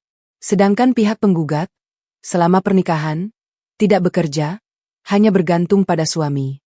Ini adalah upaya mencari keuntungan dari perceraian. Hatiku panas. Aku berdiri. Saya tidak bekerja, saya justru yang membuat dia sukses. Setiap ide bisnisnya, setiap strategi, semua dari saya. Dan modal usahanya dari... Papa memotong. Cukup, nak. Biarkan pengacara yang bicara. Pengacara kami angkat bicara, menunjukkan bukti-bukti. Tapi Mas Raffi tetap tidak mengaku. Itu rekayasa. Foto itu bisa dibuat siapa saja. Sidang pertama ditunda. Di luar ruang sidang, Mas Raffi mendekatiku dengan wajah penuh kemenangan. Put, kamu lihat nanti. Nggak ada satupun yang percaya sama kamu. Lebih baik kamu cabut gugatan, dan pulang ke rumah. Ini terakhir kali aku bicara ya, katanya pelan, cukup hanya untuk didengar kami berdua. Aku menatapnya tajam. Mas, ingat, Mas lupa siapa aku. Tapi aku tidak akan lupa siapa Mas. Dia tertawa. Sok suci banget sih kamu. Nanti juga paling sebentar lagi kamu minta balik. Perempuan hamil kayak kamu ini, siapa yang mau? Aku aja terima kamu kembali karena kasihan. Papa yang mendengar itu langsung maju. Kamu bicara apa? Brengsek. Hampir saja papa memukulnya, tapi mama menahan. Mas Raffi mundur sambil tetap tersenyum sinis. Lihat saja nanti. Sidang kedua, ketiga, keempat. Semua berjalan alot. Mas Raffi menyewa pengacara terbaik untuk membantah semua tuduhan. Dia bahkan memutarbalikkan fakta, menuduhku berselingkuh dan meninggalkan rumah tanpa izin. Di tengah proses perceraian yang melelahkan itu, Papa bergerak di belakang layar. Suatu sore, saat aku sedang istirahat, Papa masuk ke kamarku dengan wajah serius. Nak, Papa harus kasih tahu sesuatu. Aku duduk. Ada apa, Pak? Papa menarik napas panjang. Papa tahu selama ini kamu sembunyikan dari Raffi bahwa modal usahanya dari Papa. Papa juga tahu kamu yang memberikan semua ide bisnis tanpa pernah minta pengakuan. Aku mengangguk. Maaf, Pak. Aku tahu harusnya jujur dari awal. Tidak apa-apa. Tapi sekarang, saatnya dia tahu. Dan saatnya dia merasakan akibatnya. Papa lalu menjelaskan rencananya. Ternyata, Papa adalah orang yang merekomendasikan perusahaan Jepang itu untuk bekerja sama dengan Mas Raffi. Rekan bisnis Papa di Jepang, teman lama sejak kuliah. Papa sengaja membantu diam-diam, ingin menantu sukses. Tapi setelah tahu perlakuan Mas Raffi padaku, Papa bertindak. Papa menghubungi rekan bisnisnya di Jepang, membeberkan kondisi sebenarnya perusahaan Mas Raffi, yang ternyata tanpa sepengetahuanku, setelah aku tidak lagi terlibat, banyak masalah. Laporan keuangan fiktif, utang menumpuk di sana-sini, manajemen berantakan, dan beberapa proyek bermasalah karena kesalahan perhitungan. Rekan Papa di Jepang itu kaget. Aku tidak tahu ini, Herman. Kalau tahu kondisi sebenarnya, kami tidak akan pernah investasi. Dalam seminggu, investor Jepang mundur. Mereka membatalkan kerjasama secara sepihak, dengan alasan ketidaksesuaian data, dan potensi risiko tinggi. Mas Raffi panik. Untuk memenuhi permintaan investor Jepang, dia sudah menggelontorkan miliaran rupiah. Dia meminjam ke beberapa bank, bahkan menggadaikan aset pribadi. Semua persiapan produksi sudah berjalan, kontrak dengan supplier sudah ditandatangani, karyawan baru direkrut. Begitu investor mundur, semuanya runtuh. Suatu malam, Mas Raffi datang ke rumah orang tuaku. Wajahnya kusut, baju acak-acakan, tidak seperti biasanya. Dia mengetuk pintu keras-keras sambil berteriak. Putri, keluar. Kamu harus tanggung jawab. Papa membuka pintu dengan tenang. Ada apa, Raffi? Ini sudah malam. Mas Raffi mendorong pintu, masuk dengan langkah limbung. Bapak dalangnya kan? Bapak yang hancurin perusahaan saya. Papa tersenyum dingin. Saya hanya memulihkan keadaan, Raffi. Saya mengembalikan semuanya seperti semula. Apa maksud Bapak? Maksud saya, kamu lupa dari mana asal-usulmu. Kamu lupa siapa yang membuatmu sukses. Kamu lupa bahwa semua modal usahamu dari saya, bahwa semua investasi yang masuk karena rekomendasi saya, bahwa semua ide bisnis yang kamu banggakan itu dari anak saya. Mas Raffi terpana. Apa? Investor Jepang itu teman saya. Saya yang rekomendasikan perusahaanmu. Dan saya yang mencabut rekomendasi itu setelah tahu kamu usir anak saya saat hamil. Kamu ingat modal awal 500 juta dulu? Itu dari saya, bukan pinjaman bank. Semua suntikan dana selanjutnya, juga dari saya. Putri yang minta diam-diam, dia rela menurunkan harga dirinya minta ke saya demi bantu kamu. Tapi kamu balas dia dengan penghinaan. Mas Raffi terdiam. Wajahnya berubah dari merah menjadi pucat. Dia bergeming beberapa saat, lalu berlutut di lantai. Tidak mungkin, ini tidak mungkin. Papa terus berbicara dengan dingin. Perusahaanmu akan hancur tanpa Putri. Itu kata saya dulu. Dan sekarang terbukti. Tanpa ide-idenya, perusahaanmu berantakan. Tanpa relasiku, investor mundur. Tanpa modal dariku, kamu tidak punya apa-apa. Jadi sekarang, kamu tahu siapa sebenarnya Putri? Dia bukan pembantu miskin dari desa. Dia adalah otak di balik semua kesuksesanmu. Mas Raffi menangis. Tangis pria dewasa yang hancur. Dia merangkak ke arahku yang sejak tadi diam memperhatikan dari tangga. Aku turun perlahan, berdiri di hadapannya. Perutku besar, tanganku memegangnya erat. Mas ingat malam itu? Saat kamu lempar lap kotor ke wajahku? Saat Mas bilang aku pembantu miskin? Saat Mas peluk dan cium Eva di depan mataku? Dia mengangguk sambil terus menangis. Saya minta maaf, saya salah, saya buta, tolong maafkan saya. Dan Mas ingat? Pagi setelah itu, Mas usir aku? Mas bilang aku bisa apa tanpa Mas? Mas bilang anak ini bisa apa tanpa harta Mas? Dia terisak. Saya tidak tahu semuanya. Aku menatapnya lama. Pria yang dulu kucintai, yang kudampingi di saat susah, yang kubangun mimpinya dengan air mata. Sekarang dia berlutut di depanku, hancur, memohon ampun. Tapi hatiku sudah mati. Maaf, Mas. Maaf saja tidak cukup. Papa memanggil satpam perumahan. Tolong antar pria ini keluar. Jangan biarkan dia masuk lagi. Mas Raffi ditarik paksa, masih terus berteriak memohon. Putri, kasihan anak kita. Saya mau jadi ayah yang baik. Saya janji akan berubah. Tolong, beri saya kesempatan. Aku berbalik, naik ke kamar. Di atas, kudengar pintu pagar ditutup, lalu suara mobil menjauh. Aku duduk di tepi tempat tidur, memegang perutku. Bayi bergerak, menendang, seolah bertanya apa yang terjadi. Maaf, nak, bisikku. Ayahmu punya kesempatan. Tapi dia memilih untuk menyia-nyiakannya. Sekarang, kita jalani hidup sendiri. Mama janji akan jadi mama yang baik untukmu. Di luar, malam semakin larut. Dan hidup terus berjalan. Malam itu, setelah Mas Raffi diusir paksa oleh satpam perumahan, aku duduk lama di kamar masa kecilku. Kamar sederhana dengan dinding krem dan tempat tidur single yang kini harus memuat tubuhku yang hamil besar. Kuusap perutku perlahan, menenangkan bayi yang bergerak gelisah. Tenanglah, nak. Kita sudah aman di sini. Pintu kamar terbuka. Mama masuk dengan sepiring bubur ayam hangat. Wajahnya penuh kecemasan. Nak, kamu belum makan sejak siang. Makanlah, demi bayi kamu juga. Aku tersenyum lemah. Makasih, Ma. Mama duduk di sampingku, memperhatikanku makan. Putri, Mama tahu ini berat. Tapi Mama bangga sama kamu. Kamu kuat. Air mataku tumpah. Emma, aku gagal jadi istri yang baik. Mama memelukku erat. Kamu tidak gagal, nak. Yang gagal itu Raffi, karena dia tidak bisa menghargai istri yang luar biasa seperti kamu. Papa masuk beberapa saat kemudian. Wajahnya tegang, tapi matanya lembut. Nak, Papa minta maaf. Papa seharusnya lebih tegas dari awal. Tapi mulai sekarang, kamu tidak perlu takut. Kamu punya Papa dan Mama.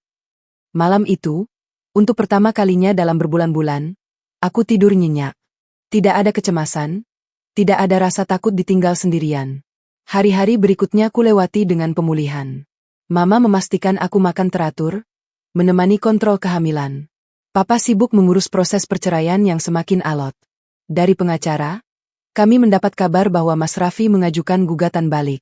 Dia menuntut hak asuh anak, menuduhku melakukan kekerasan dalam rumah tangga, tuduhan palsu yang membuatku naik pitam. Dia gila. Dia yang melempar lap kotor ke wajahku, dia yang mengusirku, sekarang dia menuduhku. Pengacara kami, Pak Surya, tersenyum tenang. Tenang, Bu. Kita punya bukti kuat, termasuk rekaman CCTV rumah Ibu. Dia memutar video di laptop. Di layar, terlihat jelas malam penghinaan itu. Mas Raffi melempar lap kotor ke wajahku, para tamu tertawa, Eva merangkulnya dengan mesra. Juga adegan pagi hari, saat Mas Raffi mengusirku dengan kasar. Papa yang minta security kompleks memberikan rekaman ini. Jelas Papa. Papa tidak akan biarkan dia lolos begitu saja. Sidang berikutnya menjadi titik balik. Saat Pak Surya memutar rekaman CCTV di ruang sidang, suasana berubah hening. Wajah Mas Raffi pucat pasi. Eva yang setia menemaninya mulai gelisah. Hakim menatap Mas Raffi tajam. Terdakwa, apa Anda membantah rekaman ini? Mas Raffi tergagap. Itu hanya masalah rumah tangga biasa. Masalah rumah tangga dengan melempar lap kotor ke wajah istri hamil, mengusir istri di pagi hari, berselingkuh di depan umum. Hakim meninggikan suara. Eva berdiri. Yang mulia, saya bukan selingkuhan. Hakim menatapnya dingin. Rekan bisnis yang berciuman di kolam renang? Duduklah, Nona. Putusan sidang, perceraian dikabulkan dengan segala hak untukku. Mas Raffi diwajibkan membayar nafkah iddah dan nafkah anak. Tapi itu hanya kertas. Kenyataannya, Mas Raffi tidak punya uang lagi. Perusahaannya pailit.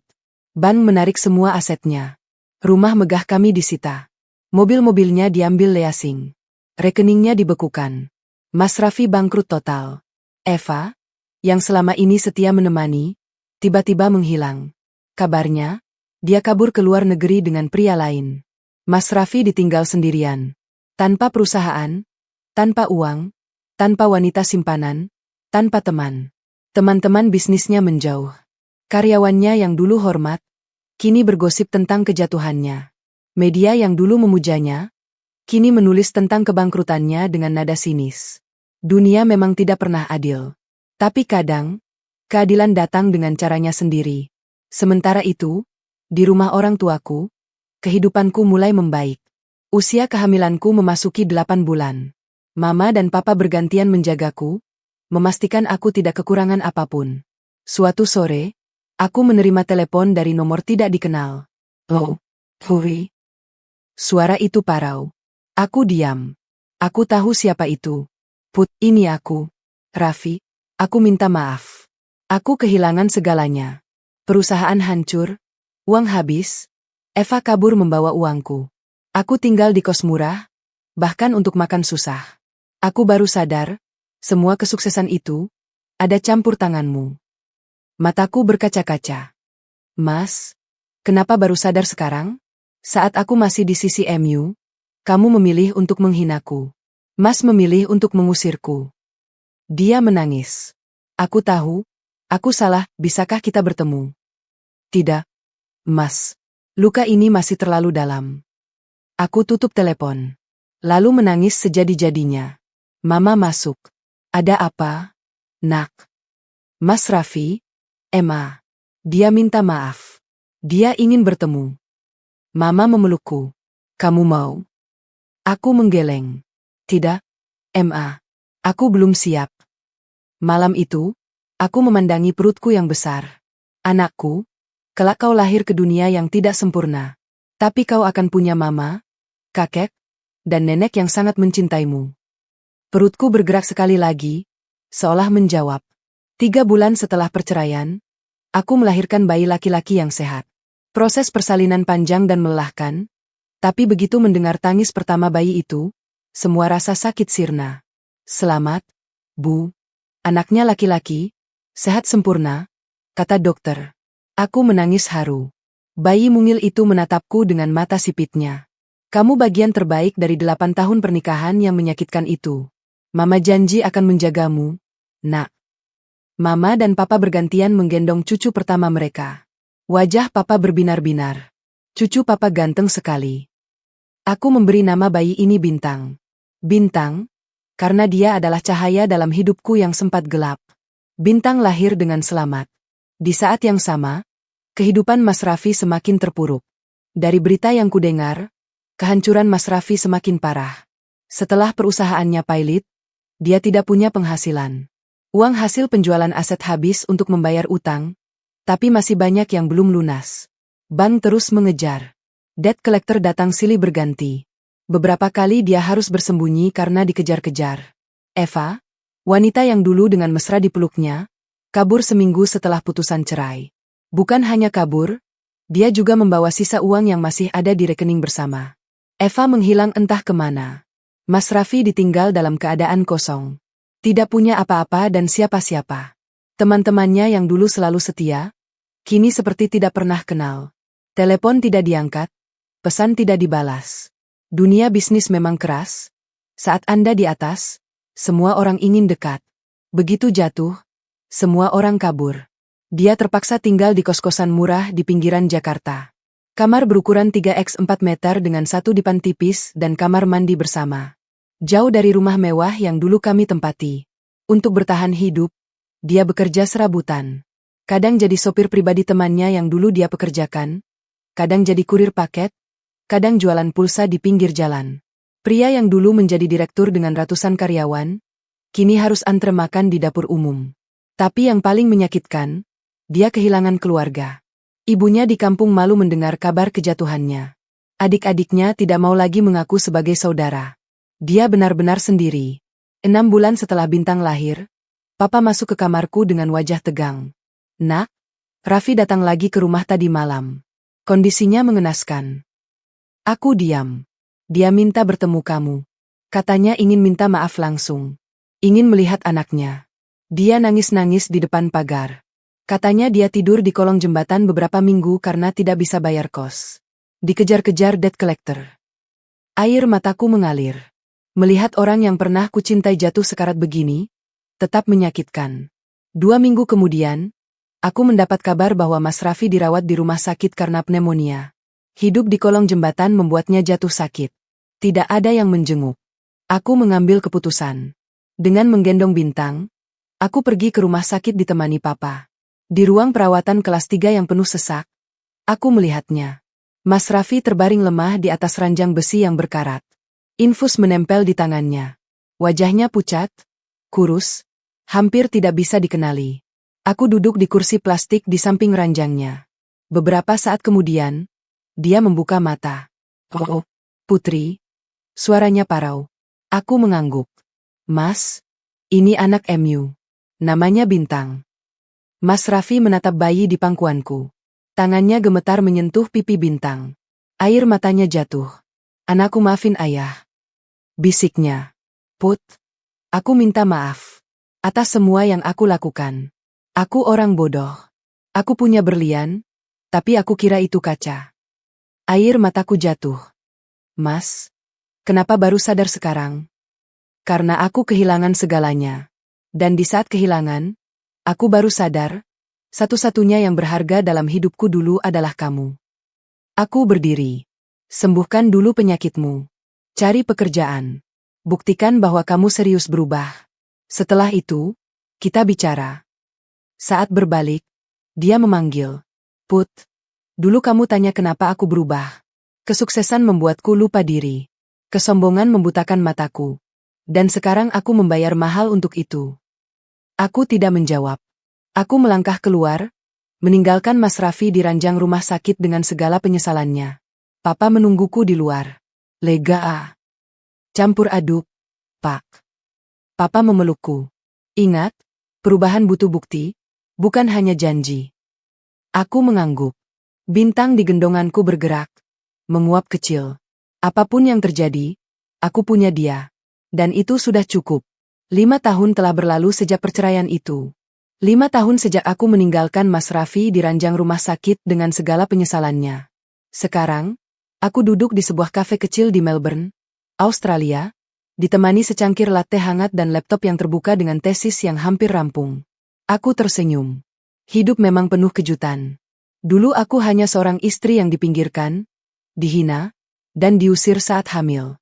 Sekarang, aku adalah mahasiswa program master di University of Melbourne, jurusan Manajemen Bisnis Internasional. Beasiswa penuh dari pemerintah Australia, berkat nilai akademisku yang dulu dan skor IELTS yang memuaskan.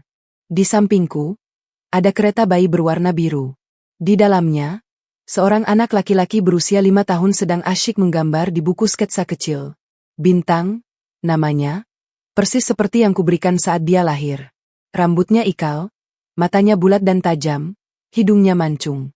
Warisan dari ayahnya yang tidak pernah dia kenal secara utuh. "Emma, lihat." Bintang gambar mama lagi sekolah, katanya sambil menunjukkan gambarnya. Aku tersenyum melihat coretan itu. Ada figur wanita dengan buku di tangan, dan di sampingnya ada figur kecil dengan rambut ikal. Wah, bagus sekali. Nanti kalau Bintang besar, Bintang mau jadi apa? Bintang adalah anugerah terbesar dalam hidupku. Setiap kali melihatnya, aku ingat mengapa aku harus kuat. Mengapa aku harus bangkit. Untuknya. 2 tahun lalu, aku memutuskan melanjutkan studi ke Australia. Awalnya aku ragu meninggalkan Indonesia, tapi papa dan mama mendukung penuh. Nak, ini kesempatan emas. Jangan sia-siakan. Bintang biar sama mama dan papa di sini. Nanti kalau liburan kamu bisa pulang atau kami ke sana, kata papa. Mama menambahkan, kamu muda, pinter, masih punya masa depan cerah. Jangan biarkan masa lalu menghalangi mimpi-mimpi besar kamu. Akhirnya aku berangkat dengan hati berat meninggalkan Bintang. Tapi setahun kemudian, setelah mendapatkan pekerjaan paruh waktu dan tempat tinggal tetap, aku membawa Bintang ke Melbourne. Dia sekarang sekolah di kinder dekat kampus, sudah lancar bahasa Inggris, dan punya banyak teman dari berbagai negara. Hidup kami sederhana tapi bahagia. Pagi-pagi aku antar Bintang ke kinder, lalu ke kampus untuk kuliah dan riset. Sore hari jemput Bintang, pulang ke apartemen kecil kami di daerah Carlton, memasak bersama, belajar, dan bercerita tentang hari itu. Akhir pekan kami habiskan untuk menjelajahi taman-taman Melbourne, mengunjungi museum, atau sekadar duduk di kafe seperti sekarang. Aku sudah tidak pernah lagi memikirkan Mas Raffi. Atau setidaknya, berusaha untuk tidak memikirkannya. Luka lama memang mulai mengering, tapi bekasnya kadang masih terasa saat malam tiba dan kesepian menyergap. Tapi aku punya Bintang. Aku punya studi. Aku punya masa depan. Hari ini adalah hari istimewa. Papa dan Mama datang berkunjung dari Indonesia. Mereka sudah 2 minggu di sini, menempati kamar tamu di apartemenku yang sempit tapi hangat. Setiap pagi Mama memasakkan sarapan ala Indonesia, nasi goreng, bubur ayam, kadang soto, yang membuat Bintang kegirangan. Ini Mama masakin soto kesukaan kamu, kata Mama sambil menyendok kuah hangat ke mangkuk. Bintang menyantapnya lahap. Enak banget. Nek, nanti kalau Nek pulang, Bintang kangen. Mama tersenyum, tapi matanya berkaca-kaca. Nanti Nek sering-sering ke sini. Atau Bintang pulang ke Indonesia liburan nanti. Papa sedang membaca koran Indonesia yang dibawanya dari Jakarta. Nak, Papa lihat kamu bahagia di sini. Papa tenang. Aku menggenggam tangan Papa. Terima kasih, Pak. Terima kasih sudah selalu mendukungku. Papa menghela napas. Papa cuma sedih. Dulu Papa tidak bisa melindungimu dari Raffi. Tapi lihat sekarang, kamu jauh lebih sukses tanpanya. Mendengar nama itu, hatiku berdenyit sekilas. Tapi tidak seperti dulu.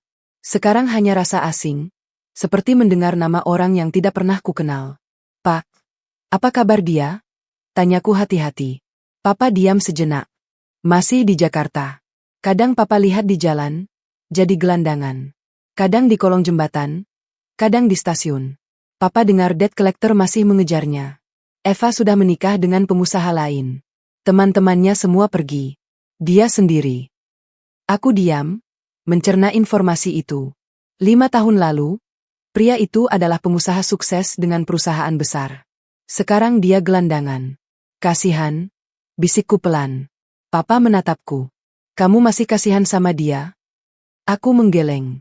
Bukan kasihan seperti dulu, Pak. Hanya, sedih melihat manusia jatuh begitu dalam. Tapi itu pilihannya sendiri. Aku sudah memaafkannya, untuk diriku sendiri. Tapi aku tidak akan pernah kembali. Papa tersenyum bangga. Anak Papa pintar. Seminggu kemudian, Papa dan Mama harus kembali ke Indonesia. Di bandara Melbourne, Bintang menangis peluk neneknya erat. Nek, jangan pulang, Bintang kangen. Mama juga menangis. Nanti nenek balik lagi. Nak, doain nenek ya. Bintang mengangguk. Lalu dia menatapku. Ma, Bintang seneng di sini. Bintang punya mama, punya sekolah, punya teman. Bintang bahagia. Aku berlutut, memeluknya erat. Mama juga bahagia, Nak. Mama sangat bahagia punya Bintang. Di tengah pelukan itu, aku tersadar. Inilah kebahagiaan sejati. Bukan harta, bukan status, bukan pengakuan. Tapi kedamaian hati dan kehadiran orang-orang yang benar-benar mencintai kita. 3 bulan kemudian, aku dinyatakan lulus dengan predikat cum laude. Upacara kelulusan digelar di gedung bersejarah University of Melbourne. Papa dan Mama terbang lagi untuk menghadirinya, bersama beberapa saudara dari Indonesia. Saat namaku dipanggil, saat aku berjalan menerima ijazah di panggung, mataku mencari bintang di antara kerumunan. Dia duduk di pangkuan Papa, melambaikan tangan kecilnya dengan semangat. Mama menangis haru. Ini puncak perjuanganku.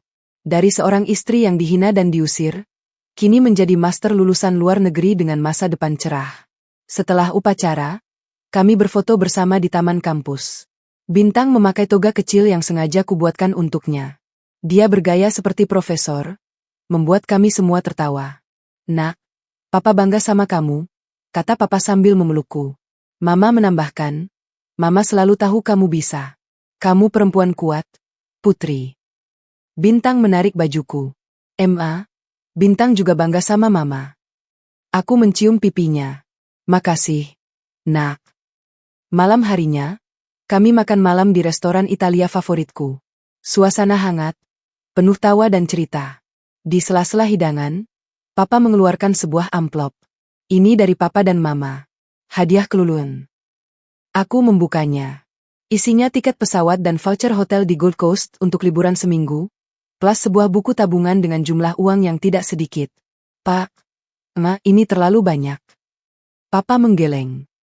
"Kamu sudah berjuang keras, Nak. Kamu pantas bahagia. Dan ini juga untuk Bintang. Biar dia lihat pantai dan taman hiburan di Australia." Bintang bersorak gembira. "Asyik. Liburan. Makasih, Ne." Aku memeluk Papa dan Mama. "Terima kasih. Terima kasih untuk semuanya."